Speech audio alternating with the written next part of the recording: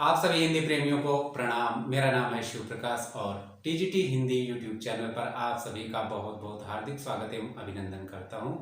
दोस्तों, पिछली कक्षा में आप लोगों ने देखा था अल्प प्राण और महाप्राण के बारे में और मुझे उम्मीद है कि वह वीडियो आप लोगों को बहुत पसंद आया होगा, क्योंकि दोस्तों वहां पर मैंने आपको बिल्कुल सिंपल और साधारण भाषा में समझाने का प्रयास किया था।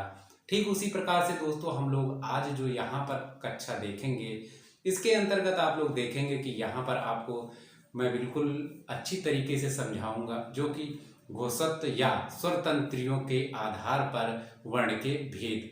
तो दोस्तों यह जो स्वरतंत्रियां वह क्या हैं, तो सबसे पहले आप लोग यह जान लीजिए। तो दोस्तों जो स्वरतंत्रियां हैं, जो कि हमारा जो कोई भी वर्ड आप सुन पा रहे हैं, तो उनको जो निकलने का मेन स्थान है वह दोस्तों यह कंठ है। कंठ के आसपास जब भी आप बोलते हैं तो आप यहाँ पर हाथ धर लीजिए या वैसे महसूस कर सकते हैं कि यहाँ पर एक झंझनाहट सी होती है, और इसको यदि आप कस के पकड़ लें तो दोस्तों यहाँ पर आपकी आवाज़ बंद हो जाती है। जिस प्रकार से आप लोग देखते होंगे कहीं पर भी कोई सितार है या वायलिन है, तो उसको जब बजाया जाता है तो उसमें जो झंझनाहट होती है उससे एक सुरीली सी बढ़िया सी तान भी आपको सुनने को मिलती है। ठीक उसी वही काम हमारा स्वर तंत्रियां करती हैं। तो दोस्तों ये जो घोषित के आधार पर है या स्वर तंत्रियों के आधार पर जो वर्ण के भेद होंगे वह दो प्रकार के होंगे। पहला जो होगा वह होगा दोस्तों हमारा अघोष, और जो दूसरा होगा दोस्तों वह होगा हमारा घोष। अब इसी को आप लोग घोष कह लीजिए या फिर सघोष। अब सब मतलब सहित घोष। अब ये दोनों ही चीजें सही हैं, चाहे आप घोष कह लीजिए या सघोष कह लीजिए, यानी कि जिसमें ज्यादा झंकार होगी वो हो जाएगा क्या, घोष या सघोष, और जिसमें थोड़ा सा कम झंकृत होगी, झंझनाहट होगी, वो हो जाएंगे अघोष। अब इसमें कौन कौन आता है पहले हम ऐसे देख लेते हैं, फिर आपको मैं विधिवत इसमें समझा देता हूं। तो दोस्तों यहां पर आप देखेंगे सबसे पहले हो जाएगा जो वर्गीय व्यंजन है,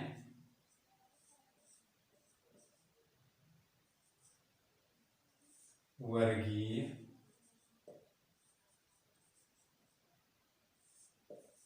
व्यंजन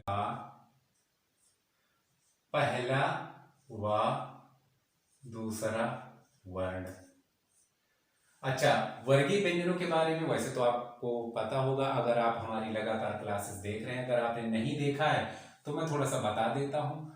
तो यहां पर जैसे कि हमारा क ख ग घ अंग, ये हो जाएगा एक वर्गीय व्यंजन, यानी कि का वर्ग इसको बोल देंगे। इसी प्रकार से का से लेकर के मां तक जो हमारे 25 आते हैं वर्ण, उनमें से हर 5-5 को वर्गीय व्यंजन के रूप में उच्चारित किया जाता है, यानी कि उनको एक नाम दिया गया है, बोला जाता है। तो जब हम का वर्ग की बात करेंगे तो इसका मतलब हो जाएगा कि क ख ग घ अंग, ये पांचों एक ही वर्ग के अंतर्गत आ जाएंगे। तो इनका जो पहला और दूसरा वर्ण है वह दोस्तों इसमें आ जाएगा। वैसे मैं आपको यहाँ पर लिख ही देता हूं ताकि आप लोगों को इसके बारे में अच्छे से पता हो जाए। तो मैं थोड़ा सा नीचे यहां पर लिख देता हूं, ख। तो ये पहला वाला हो गया, ये दूसरा वाला हो गया। तो अब आप समझ जाएंगे बिल्कुल एकदम कॉन्सेप्ट के साथ में। तो ये तो हो गया पहला और दूसरा वर्ण, और साथ में दोस्तों अब इसके साथ जो ऊष्म व्यंजन होते हैं हा को छोड़ करके, तो ऊष्म व्यंजन में आते हैं श, ख, श। अब यह जो आपको इसको आप स भी पढ़ते हैं और खा भी पढ़ते हैं। तो दोस्तों ये अलग अलग परिस्थितियों के अनुसार अलग अलग रूप बदलता रहता है, जैसे कि गिरगिट बदलता है, ऐसा आप सोच सकते हैं, क्योंकि आप इसको देखते होंगे अलग अलग जगह पर इसका अलग अलग उच्चारण किया जाता है। तो ये तो हो गए ये तीनों जो हैं, तो ये तीनों ऊष्म व्यंजन है। साथ में हा भी होता है उसमें, लेकिन उसको यहाँ पर नहीं रखा गया। तो भैया उसको निकालकर कहाँ रखा गया, तो यह घोष है तो वो किस में चला जाएगा, वो वहां उठा करके हम लोग सब घोष में रखेंगे, या घोष कह लो या सब घोष कह लो। ठीक है, तो ये हो गया। तो इसमें बस आपका इतना कॉन्सेप्ट हो गया। और अब बाकी क्या है, तो बाकी बच्चे जो भी कुछ बचा है आपका वो उठा करके आपको घोष में डाल देना है। तो भैया क्या बचा, तो वो बचा देखो वर्गीय व्यंजन जो है उसमें से आपका तीसरा, चौथा, पांचवा वर्ण। उसके बाद में जो अंतस्थ व्यंजन है य, र, ल, व, तो वो चारों के चारों वहां पर आ जाएंगे। उसके बाद एक हा बच गया, हा भी वहां आ जाएगा। उसके बाद आपके जो 11 स्वर बच्चे हैं वो भी सब उसी में आ जाएंगे। तो बस आपको बस इतना कॉन्सेप्ट लगाना है कि वर्गीय व्यंजनों का पहला और दूसरा वर्ण और श, ख, श यानी उस व्यंजन जो है ये तीनों बस। और आपका खेला जो घोषत्व के आधार पर या आपके स्वर तंत्रियों के झंकृत होने के आधार पर है वो बिल्कुल खत्म।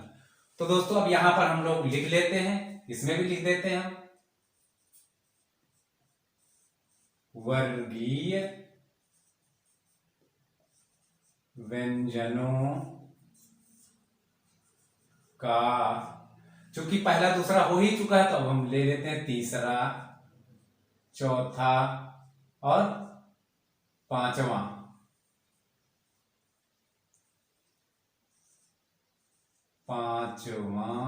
वर्ण। ठीक, इसके बाद दोस्तों हमारे बचते हैं अंतस्थ व्यंजन, जो कि है दोस्तों अंतस्थ ले लेता हूं, अंतस्थ व्यंजन।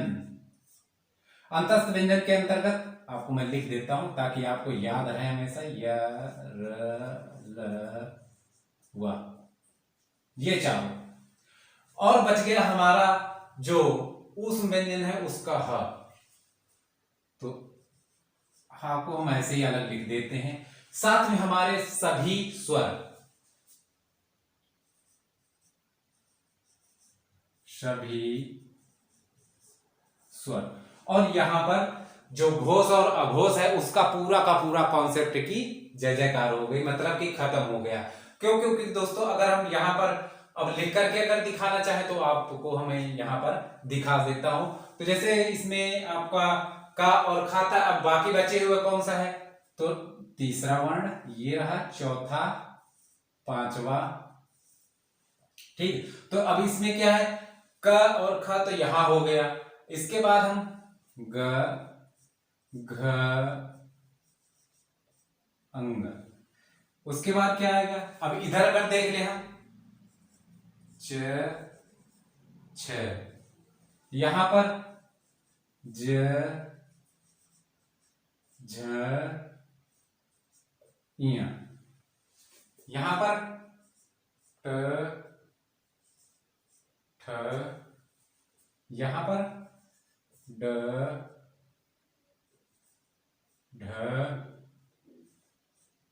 ढ़। इसी तरह से इधर देखेंगे आप त, थ, और यहां पर आ जाएगा द, ध, न।